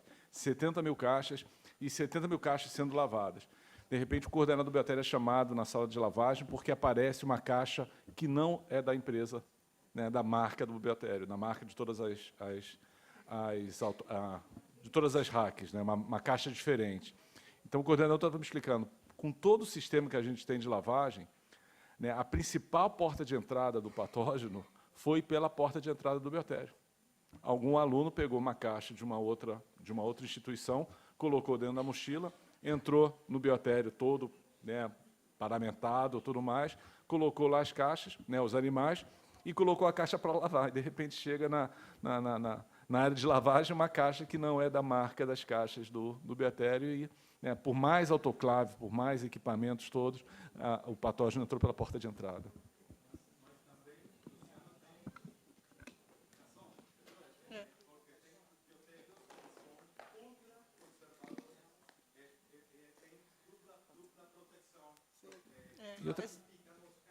E outra coisa que eu estou falando de uma tendência nos Estados Unidos. Não quer dizer que na Europa, né, existe a mesma tendência. Existe a Europa parece que tende a ser mais conservadora em relação a uma série de... Só complementando, né, o que o Marcel disse, a gente tem que lembrar que o que são animais SPF, são livres de patógenos específicos. E a fonte mais comum de contaminação são outros animais da mesma espécie ou outros roedores que vão trazer esses patógenos. Não são todos os micro-organismos no ambiente que vão contaminar esses animais. Então, depende, e como o Pedro comentou, depende da categoria. Então, se é um animal imunodeficiente, ele precisa realmente assegurar que assim, qualquer micro-organismo ele pode contaminar, sim. Mas se é um animal que tem um sistema imune normal, micro-organismos ambientais dificilmente vão contaminar esse animal. Então, a gente tem que levar isso em consideração. Só para terminar, eu acho aí que... a gente muda de assunto, pode? Podemos? Não, eu só queria dizer que, quando eu falei que... o Marcel constou, e o que eu queria falar é de um debate, quer dizer, uma tendência, não quero dizer que eu seja a favor de não entrar sem, quer dizer, depende da qualidade do animal, da qualidade do biotério, como o Luciano falou, tem locais que, eu trabalhei com animais triple bad, que não tinham nenhum patógeno, eram germ-free completamente, isoladores, então, ainda que fossem isoladores, a gente tinha que mudar roupa, tomar banho e mil outras questões. Então, não é só mostrando como há tendências e que se nós vamos aceitá-las ou não, é outra questão, tá? Agora, vocês vão dizer que eu sou a favor de bicho sujo, né? Vai mudar de assunto? Se for Sim, o mesmo assunto, eu não vou mudar pode. de assunto Vai mudar, agora. então, tudo bem. Eu tenho duas questões bem diferentes uma da outra. Primeiro, eu vou falar sobre o número 27, eu vou puxar um pouco a brasa para o assado da Rebiotério e vou dizer que quem vai produzir animais no Brasil continuará sendo cada um por si? Eu acho que não. Acho que a tendência do futuro é a gente ter grandes biotérios de produção e as pessoas nas universidades ficarem com o seu trabalho experimental. Eu acho que isso é uma tendência no mundo e no Brasil não vai fugir disso, né? E eu acho que o CONSEA deu o primeiro grande passo, que foi começar a terminar com os biotérios pequenininhos, né? E aos poucos fazendo com que as pessoas se agrupem em biotérios experimentais maiores, para tu perder aquela coisa do meu biotério, né? Então, acho que isso é uma tendência, acredito que vai ser assim, minha opinião. Mas eu queria fazer uma pergunta para a mesa. Enriquecimento ambiental obrigatório, tá? A Ekaterina e a Cleide, que estão na mesa e que trabalham diretamente com isso. Eu acho que ele nunca vai poder ser obrigatório, tá? Vou explicar por quê. Porque existe uma plasticidade neuronal diferente nos animais que usam enriquecimento ambiental. Tem determinadas pesquisas de comportamento que não vão poder usar um animal que tenha qualquer tipo de enriquecimento ambiental, porque o animal melhora muito, muito, a memória e tudo. A não ser, né, que se mude aos pouquinhos. Tendência para o futuro, talvez sim. Hoje, eu acho que não poderia ser obrigatório. É a minha opinião, eu queria saber a opinião de vocês. Bom, Luísa, sempre quando se fala de enriquecimento ambiental, uma das questões que sempre se coloca é essa, que nem toda pesquisa pode ter enriquecimento ambiental. Quem vai determinar é o pesquisador se ele pode ou não ter. Mas, mesmo assim, é bem complexo, porque se o animal for criado num biotério com enriquecimento ambiental e for para um ambiente nu, que não tem enriquecimento ambiental, ele vai ter um problema, né? Então, é uma questão, não é só jogar meia dúzia de coisas. E outra coisa, as pessoas... É muito errônea essa coisa de comprar questões. É um programa O enriquecimento ambiental tem que se entender que é um programa, não é só colocar objetos dentro das gaiolas dos animais. Você tem que trocar, porque eles começam a ficar chateados, já não gostam mais daquilo. O Marcel estava mostrando aquelas gaiolas de 2 andares. Tem duas linhagens, não me pergunte quais, que a memória da velha já não sabe mais, mas tem 2 linhagens de camundongos que eles ficam extremamente agressivos, você quase não consegue trabalhar com eles se você colocá-los em gaiolas. Então, o enriquecimento ambiental é uma questão fantástica, maravilhosa, começou nos zoológicos, depois passou para animais de laboratório, para todas as áreas, mas ela tem que ser cuidadosa. Eu estava falando com a professora Vera, que eu acho que ele está sendo tratado de uma forma muito leviana. Tá? Então, as pessoas acham, bom, temos que fazer enriquecimento ambiental, compram meia dúzia de canos e colocam dentro das caixas, ou põem algum brinquedo, alguma coisa, e não sei. Outro dia nós fomos num biotério que eles tinham colocado uma quantidade enorme de jornais dentro das caixas dos camundongos para que eles fizessem ninho. Né? E a tinta tóxica dos jornais, né? Mas estava lá agora. Outra questão também é não entulhar, não sei, não me veio outro termo mais bonito, mas não encher a caixa, entulhar mesmo, né? de parafernália para que os animais tenham enriquecimento ambiental. Eles não têm, às vezes, nem condições de se mexerem, nem de brincar um com o outro, porque tem um tubo aqui, tem um cano aqui. Então, isso é uma das questões que mais observamos quando a gente vai visitar os biotérios. Então, eu acho assim, que a questão do enriquecimento ambiental, a Luísa colocou muito bem, não é para todas as pesquisas. O pesquisador tem que estar ciente se o animal veio de um biotério com enriquecimento ou sem enriquecimento. São animais diferentes, não há nem a menor dúvida, e ele tem que ser tratado como um programa. Você tem que estabelecer um programa. Animais receberão tubos, depois, na próxima semana, a maravilha será mais consistente para que eles se escondam, e assim por diante. Então, em vários locais, você pode consultar e ver como se faz um programa de enriquecimento ambiental. E para usar sempre, tem os prós e tem os contras. Né?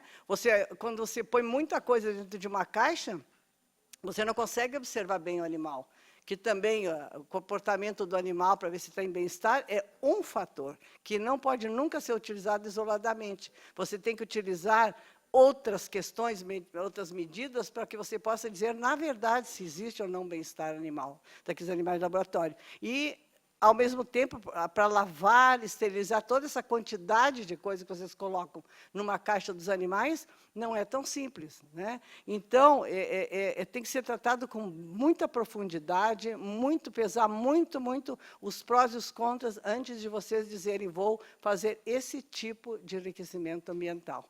Tá? E observar muito, porque alguns animais gostam dos tubos, outros odeiam, e já foi dado exemplos que viram que não é da forma como nós pensamos que eles vão usar.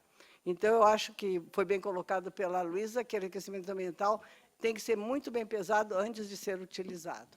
Mas há lugares já no mundo que exigem, tá?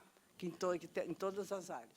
Só para complementar, a Luísa comentou, assim, eu já li diversos trabalhos também nessa questão de melhoria da plasticidade neuronal, mas daí, na verdade, eu tenho uma outra pergunta. Será que tem a melhoria dessa plasticidade neuronal, se tem uma melhoria com enriquecimento, ou o animal não enriquecido, ele deixa de exibir comportamentos naturais da espécie? E também tem muito a ver com toda a temática do Marcel. Essas publicações, não por má fé, lógico, mas será que o autor, o grupo de pesquisa, ele não está tão preocupado com aquele resultado positivo? Então, eu vou usar o enriquecimento ambiental e eu estou procurando um resultado positivo. Opa, melhorou. Mas ele não viu esse lado. Como que estava o animal antes, sem o enriquecimento? E eu acho que o comportamento animal é tão complexo que, assim, tem muita discussão e a gente não chegou ainda se isso é melhor, se é pior ou se é igual. Acho que tem muito estudo ainda para ser feito. Só queria falar uma coisa que, depois dessas respostas super com bastante conteúdo, o que eu espero, na verdade, é que o conceito de enriquecimento ambiental mude um pouco e o iglu e material para ninho no futuro, faça parte do conteúdo da caixa. Enriquecimento não é só... seria, então, alguma coisa para ele roer, rotatividade, porque é um animal que precisa se esconder, e eu espero que o iglu faça parte tão importante como a forração, a grade, exato, o bebedouro e o material para ninho. E aí a gente talvez tenha um conceito diferente do que é enriquecimento, porque atualmente a gente acha que o iglu, o material para ninho, essas coisas, elas são enriquecimento, mas a gente, pelo menos no CETEC, já está indo numa linha de que não, faz parte da caixa. Bom, na verdade, eu não quero voltar no assunto anterior, mas eu só queria complementar, na verdade, que ontem a gente teve um curso de gestão e foi levantado com relação a alguns procedimentos que são feitos para lavagem da caixa, esterilização. E a minha opinião, na verdade, é que a gente gasta um dinheiro muito dinheiro com essa área. É uma área que a gente acaba gastando, que nem com autoclave, 30% do biotério acaba sendo a área de lavagem e esterilização. E ontem o que eu levantei no curso a gente não tem como reduzir os custos nisso, não ter autoclave, de repente só lavar essa caixa, se você mantém o seu animal com uma padronização de fluxos, tudo, e tem um biotério SPF limpo, a caixa que entra na sua área de lavagem é uma caixa que não tem nenhum patógeno. Então, provavelmente não teria que ter esterilização, e aí a gente teria mais áreas para manutenção dos animais, para alojamento, se preocuparia muito mais com o bicho e com o resultado que esse bicho vai trazer para a experimentação. Então, acho que o problema da irreprodutibilidade não é, talvez, se a gente lava certo, e sim relacionado especificamente ao animal. E isso é uma das preocupações principais, que é o que o Macleide, que a gente tem hoje tentado frisar bastante no CETEC, que é o que a gente vai oferecer para o animal, o cuidado desse animal e a importância que esse animal tem para o estudo como completo. Era isso para complementar. Outro tópico? Só tem mais uma pergunta aqui. Joel, estou te cronometrando. Só tem mais uma pergunta. Sim, por favor, Cláudia. Só a Mariana que está com... Cansou o bracinho. Ela, coitada, está com o microfone. Mariana, você está na frente, por favor. Obrigada. Pensando nisso que a Luísa falou, e principalmente complementando o que a Cláudia e a Cleide falaram, nisso de o enriquecimento não melhorar a vida do animal de laboratório, mas considerando que está mimetizando o que seria... Então, considerando que a gente trabalha com animal de laboratório como uma espécie separada, né?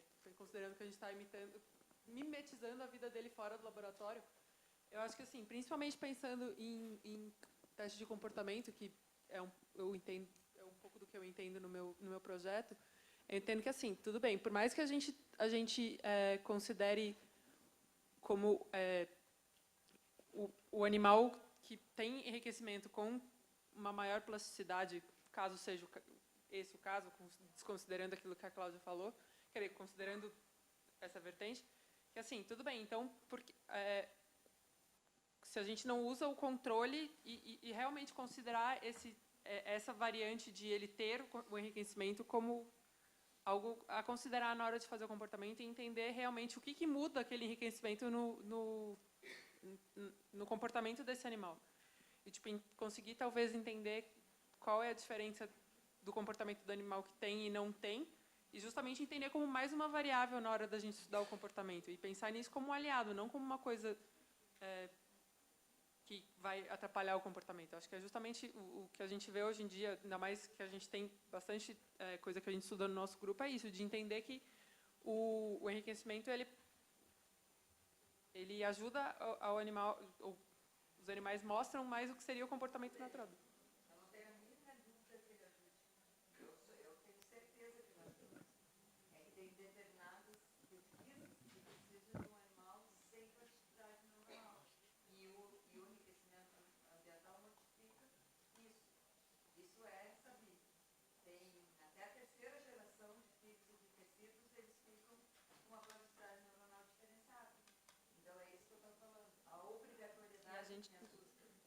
Mas a gente não devia considerar essa plasticidade neuronal como zero? Como controle, exatamente? Não, mas eu digo que não é que esses animais, como a Cláudia comentou, não é que esses animais estão melhores do que os outros que estão abaixo do que deveria. Daí deveria considerá-los como modelo, digamos. Podemos Sou mudar eu, o Cleide? top. Sou o eu? Joel. Eu queria só fazer um adendo à questão que a Luciana levantou, né, da área de lavagem. Um exemplo que é prático, no Sempalab Cuba, a dela deve conhecer, eles não lavam as gaiolas. As gaiolas são limpas dentro da área limpa. Eles têm uma área dentro da área limpa, reservada, onde eles retiram a maravilha, colocam e devolvem para a caixa. Por quê? Porque geração espontânea não existe. Se você tem um biotério, que a microbiota é controlada e é sabida, então você pode circular por ali dentro sem nenhum risco.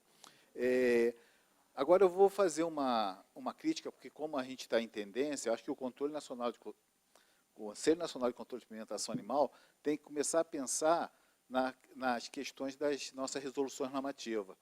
Ekaterina, né, aqui uma Botitinco Rivera, comentou a RN 15, acho que de 2013, que é obrigatório a autoclave segundo essa RN. Mas quando essa RN foi escrita, ela foi escrita com foco como um guia. Mas a assessoria jurídica diz que o Conselho não pode publicar nada que não seja no Diário Oficial. Aí vira lei. Quando a tendência é essa.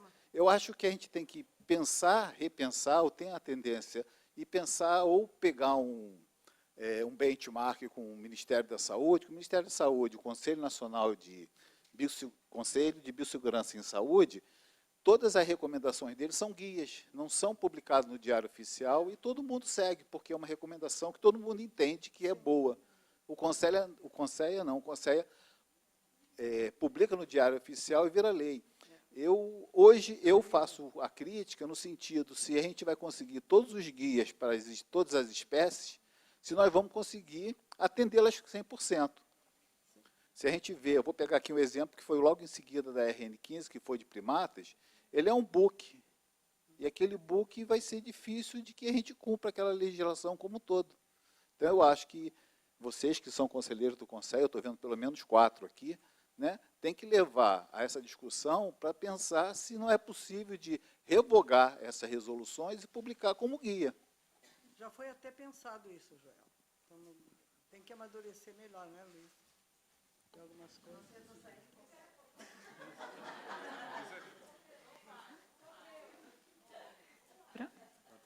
Já deu tempo, né? Então, já vou ajudar a comissão aí a mudar de assunto, então. Opa, obrigada.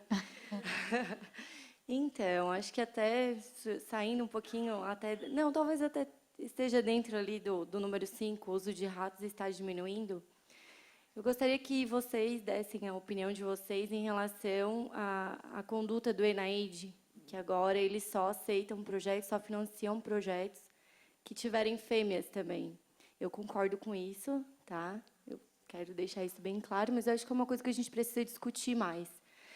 Inclusive, saiu também, agora não sei se vocês viram, essa semana saiu também um informe também do ENAIDE, dizendo que, inclusive, não precisa mais fazer controle do ciclo estral. Afinal de contas, na clínica, a gente não pergunta para a paciente, qual é o ciclo que você está menstruada? Não, a substância supostamente tem que funcionar em todas as fases do ciclo. Então, inclusive, saiu esse pronunciamento deles, que, inclusive, não precisa fazer controle de ciclo estral. Então, eu gostaria de saber o que vocês pensam a respeito disso e também colocar aí essa questão para todo mundo, que eu particularmente acho importante. E eu queria saber o que vocês acham em relação a isso. Bom, eu já li diversos estudos, não só nessa área, como a área de comportamento também que eu trabalho. E eu concordo com essa posição. E eu volto no que eu falei no início, a respeito da escolha do modelo animal. Então, o sexo, e mais especificamente, se for fêmea, o ciclo estral, vai interferir, inclusive existe um estudo, né, discutindo isso, vai interferir dependendo da sua pergunta, da sua análise. Então, se for um estudo que não envolve uma análise hormonal, provavelmente a fase do ciclo estral não vai interferir. Então, isso vai depender da sua pergunta, né, e vai na escolha do modelo animal. Uma outra coisa, isso assim, desde antes dessas publicações que eu sempre defendi, que utilizar só macho na experimentação, acho que é meio que um mito, é uma tendência. Então, não sei, em algum momento se definiu que é melhor utilizar só macho. Mas, assim, por que é melhor utilizar só macho? Não, assim, nunca achei uma justificativa, um respaldo científico mesmo que apoiasse isso. Bom, Alô?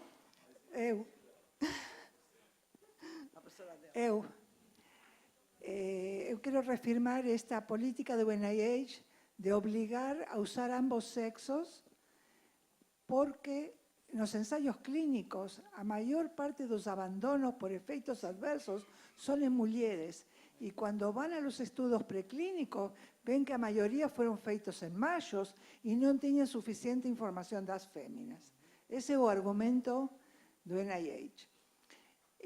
A outra cosa que eu queria só deixar para pensar, que tem a R de reducción, e que eu já esteve en congresos donde estaban sentados de un lado os defensores do enriquecimiento e do outro lado los que estaban opuestos a enriquecimiento, e eles se odian entre eles.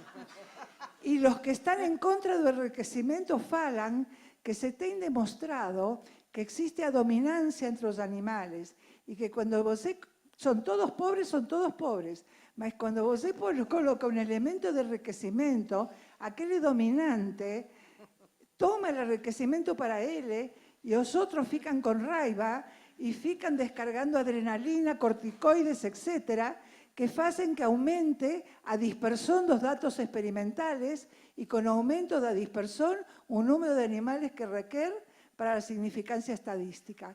Entón, o principio de reducción aí está en contra do principio do refinamento. Só queria deixar isso para pensar. Bom, muito bom.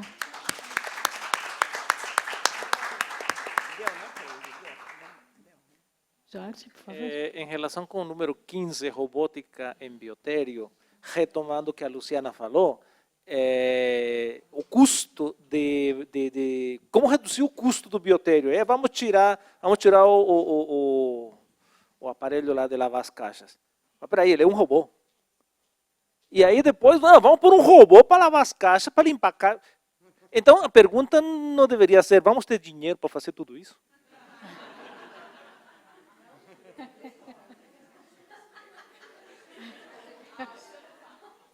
Eu respondo. A gente vai fazer um estudo de viabilidade que o funcionário, mais o autoclave, mais a máquina de lavagem, vai valer o preço da robótica. Eu faço esse estudo. Tu vai pedir o robô de presente para testar. Isso, boa, gostei.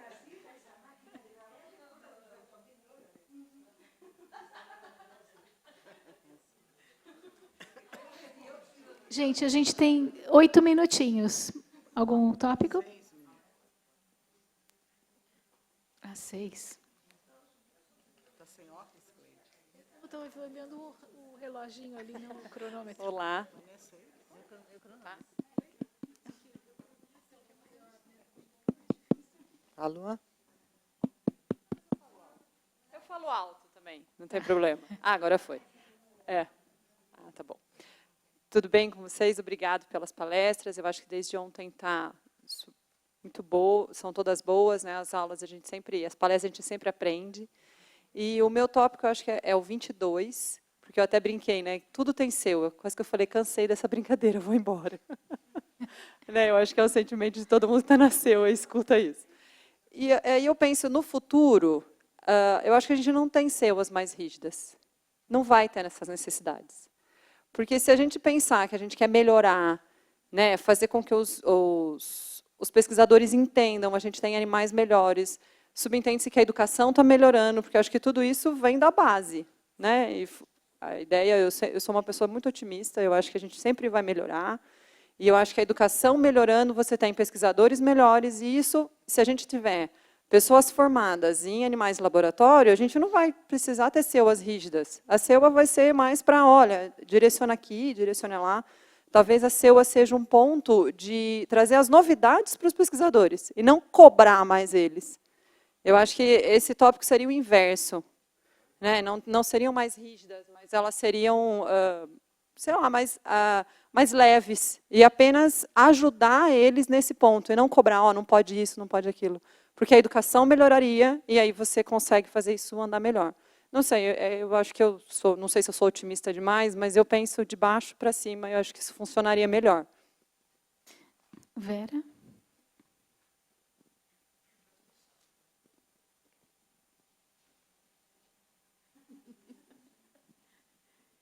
Realmente, eu acho que a minha colocação vai pegar todos os pontos.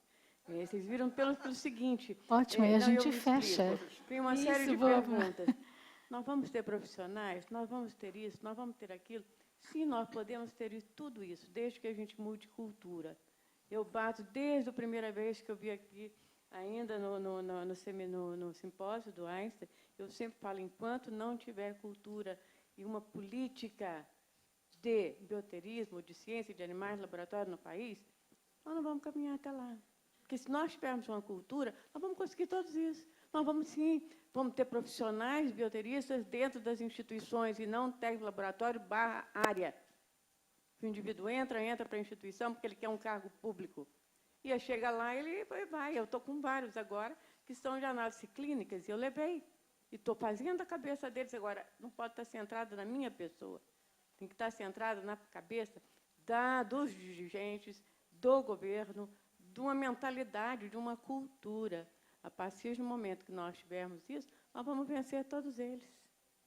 Porque, enquanto estiver centrado, é na produtividade que o pesquisador tem que dar, é no paper que ele tem que estar colocando de impacto. E aí ele faz o que nós estamos tendo, por que não se reproduz? Porque ele é cobrado que ele tem que fazer. Então, para mim, isso tudo está centrado. É possível? Desde que tenhamos cultura. E se nós tivermos cultura, está aí na educação que foi falado, sim, mas não é só educação. Ontem eu cheguei a falar, inclusive, eu estava no curso de gerenciamento. Excelente. Eu falei, mas vai centrar numa pessoa. Aquela pessoa sai, ou sai o reitor, desfaz todo o gerenciamento. Então, nós estamos com ciclos de 4, porque não existe cultura. Não existe um curso efetivo de ciência de animais laboratórios.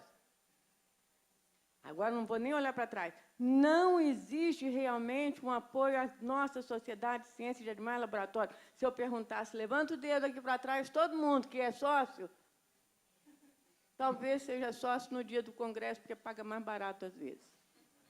E não é só um problema do Brasil, é um problema de todos os países da América do Sul. Sai mais barato, aí ele paga, nós ficamos satisfeitos, porque é mais um dinheirinho que entra para a sociedade pode fazer mais um esforço, mas não é por uma cultura.